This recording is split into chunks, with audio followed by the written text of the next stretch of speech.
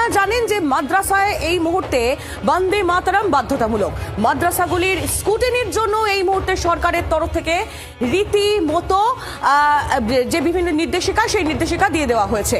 আর এবার মাদ্রাসায় তুলে দেওয়ার পক্ষে সওয়াল করলেন জ্যোতির্ময় সিং মাহাতো। মাদ্রাসা রাখার দরকার কি, এই প্রশ্ন বিজেপির সাংসদের।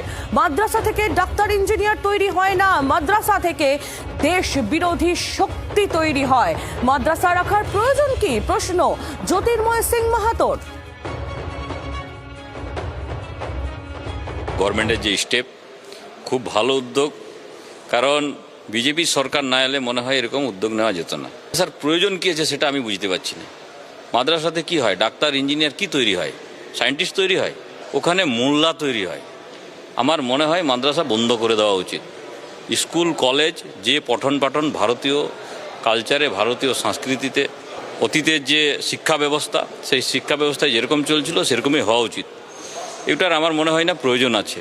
তবু বাকিটা রাজ্য সরকারের বিষয়, রাজ্য সরকার দেখবে। তবে যে তদন্ত করাচ্ছে সেটা হওয়া উচিত এবং দ্রুত গতিতে হওয়া উচিত। আমি এখনই একটা ভিডিওই দেখছিলাম, ভারত মাতা কি জয় বলতে বলছে বাচ্চাটাকে, সে বলতে চাই না, বলে এটা বলবো না। বন্দে মাতরম বলতে বলে সেটা বলবো না। তাহলে কি শিক্ষা দেওয়া হয় ওখানে? এটা তুলে দেওয়া উচিত। পাকিস্তান, বাংলাদেশে কি হচ্ছে আমরা দেখতে পাচ্ছি, সেই জন্য বলছি এটার প্রয়োজন নেই। বিজেপি সাংসদ জ্যোতির্ময় সিং মাহাতো, তার বক্তব্য আমরা শুনছিলাম। কথা বলবো মমিতা চক্রবর্তী, আমাদের প্রতিনিধি এই মুহূর্তে রয়েছেন আমাদের সঙ্গে টেলিফোন লাইনে। মমিতা, স্বাভাবিকভাবে জ্যোতির্ময় সিং মাহাতো তার এই বক্তব্য নিয়ে ইতিমধ্যেই কিন্তু রাজনৈতিক মহলে একটা জোর জল্পনা শুরু হয়েছে।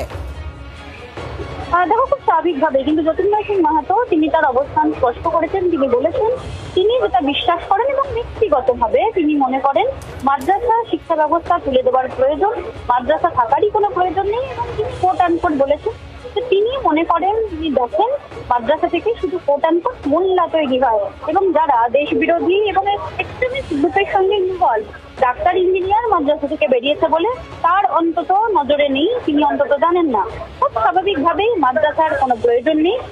পড়ুয়াদের পঠন পাঠনের জন্য স্বাভাবিক জায়গায় স্কুল কলেজ রয়েছে, সেখান থেকে পড়াশোনা করলে স্বাভাবিক। কিন্তু রাজ্যে মাদ্রাসা থাকা উচিতই নয় এবং প্রশাসন সবটা খতিয়ে দেখছে বলেও তিনি জানিয়েছেন। কিন্তু ব্যক্তিগত মত হিসেবে তিনি তার ব্যক্তিগত মত যেটা জানিয়েছেন, পাকিস্তান বাংলাদেশের উদাহরণ তুলে ধরে এই রাজ্যে মাদ্রাসা তুলে দেওয়া উচিত।